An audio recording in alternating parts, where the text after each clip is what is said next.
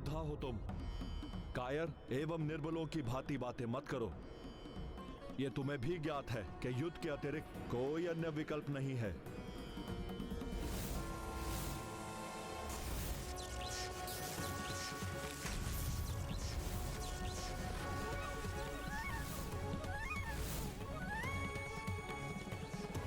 ये ठीक नहीं हो रहा है हनुमान जी के साथ। मुझे ज्ञात है भोले बाबा, युद्ध के अलावा कोई विकल्प नहीं है, किंतु आप तो भगवान हैं।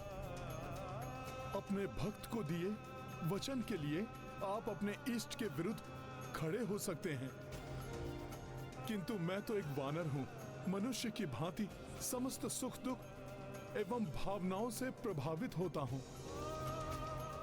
मैं अपने गुरुदेव, अपने पिता और अपने इष्ट के विरुद्ध और अधिक खड़ा नहीं रह सकता। युद्ध में भावनाओं का स्थान नहीं होता। गदा उठाओ और युद्ध करो।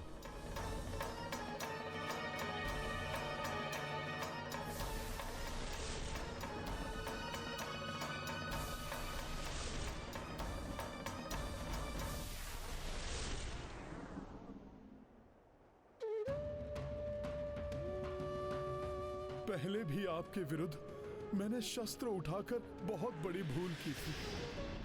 अब भले ही मेरे प्राण चले जाएं, किंतु मैं अब आपके विरुद्ध शस्त्र नहीं उठाऊंगा।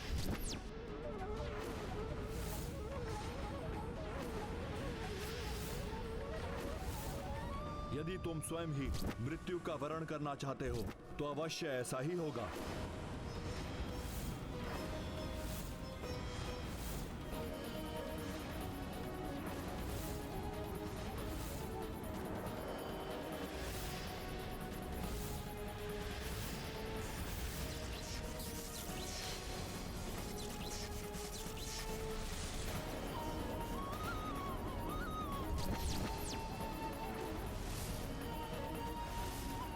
हनुमान जी को कुछ नहीं होने दूंगा मैं।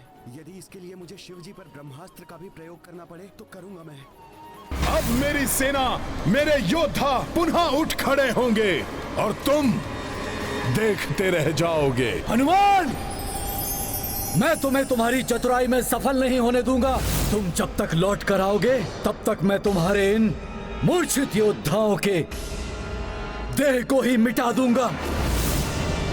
हनुमान, मैं तुम्हारे लौट कर आने और इन सबको सचेत करने तक मेरी सेना महाराज वीरमणि के नियंत्रण में उनकी रक्षा के लिए रहेगी।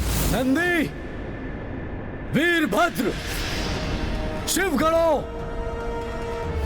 मेरे प्रभु महादेव भले ही राम सेना के पक्ष में खड़े हैं, किंतु आप सभी को मेरे महादेव ने मेरे नियंत्रण में रहने का निर्देश दिया है। अतः आप सभी को मेरी आज्ञा का पालन करना होगा। क्या करना चाहते हैं आप? नंदी, मैं चाहता हूं कि आप अपने खुरों से राम सेना के योद्धाओं के मूर्छित पड़े देह को क्षत विक्षत कर दें और वीरभद्र उनकी देह को इतने भागों में विभक्त कर दें कि उनमें जीवन ही शेष न रह जाए।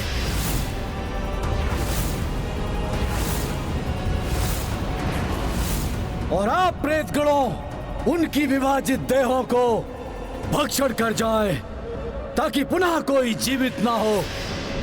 किंतु यह सब उस वानर हनुमान के लौटने से पूर्व हो जाना चाहिए।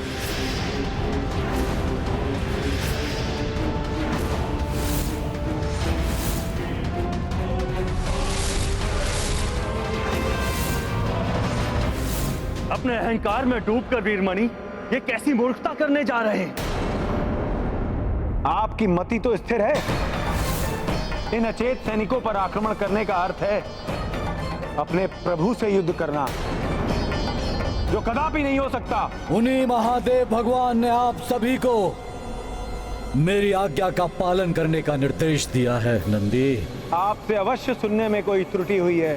प्रभु ने आपको और हमें सबकी सुरक्षा का निर्देश दिया है और अचेत या मृतकों पर आक्रमण करने की कोई आवश्यकता नहीं है। हिंसक पशु भी मृत या अचेत प्राणी पर आक्रमण नहीं किया करते। हम भगवान की सेना के योद्धा हैं। निहत्थे, अचेत एवं निर्बलों पर हम आक्रमण नहीं करते। उचित है, उचित है। आप सब आक्रमण नहीं करेंगे तो मैं आक्रमण करूंगा। मेरी रक्षा का वचन देने के कारण महादेव मुझे रोक नहीं पाएंगे और वो मेरा कोई अहित नहीं करेंगे। नंदी ओम नमः शिवाय, ओम नमः शिवाय।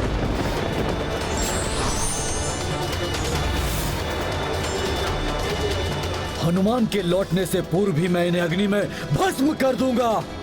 कुछ नहीं मिलेगा हनुमान को।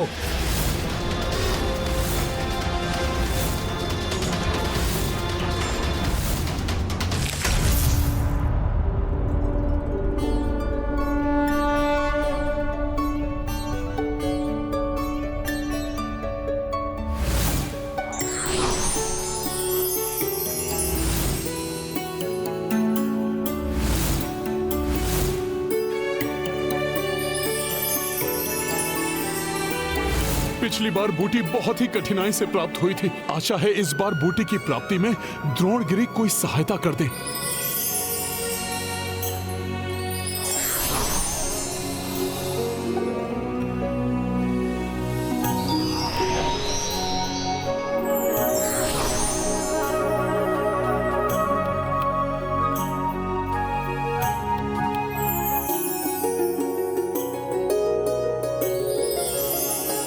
आपने स्वयं ही मुझे संजीवनी बूटी प्रदान कर दी।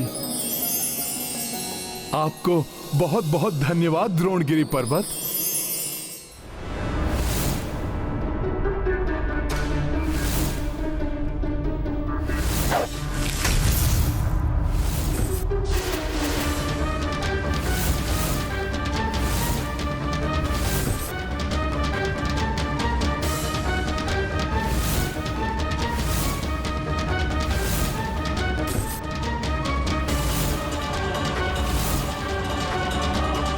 आग्नेयास्त्र का संधान कर रहे हैं वीरमणि। कदाचित शत्रुता के भाव ने वीरमणि को ये भुला दिया कि जिन्हें भस्म करने वो जा रहे हैं उनकी रक्षा करने के लिए प्रभु महादेव खड़े हैं।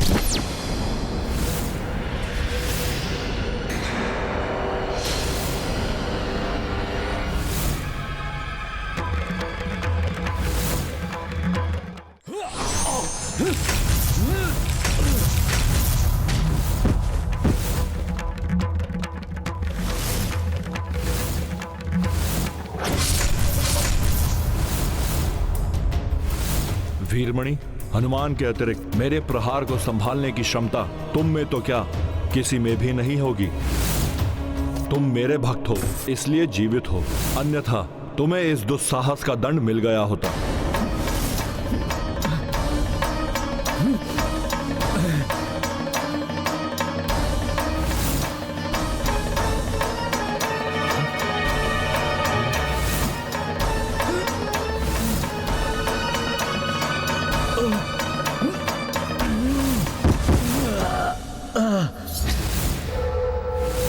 इस धृष्टता के दंड स्वरूप तुम तब तक खड़े नहीं हो पाओगे जब तक हनुमान लौटकर अपना कार्य पूर्ण नहीं कर लेते। पवन तनय संजीवन लाए, पुष्कल प्राण पुनः लौटाए। देखि भरत हर्षित आभारा, रघुकुल संकट हनुमत टारा। तत्पश्चात सेना उपचारी, उत्साह सब मह संचारी। देव देवी सबहु हर्षाए, माँ गौरी आशीष बरसाए।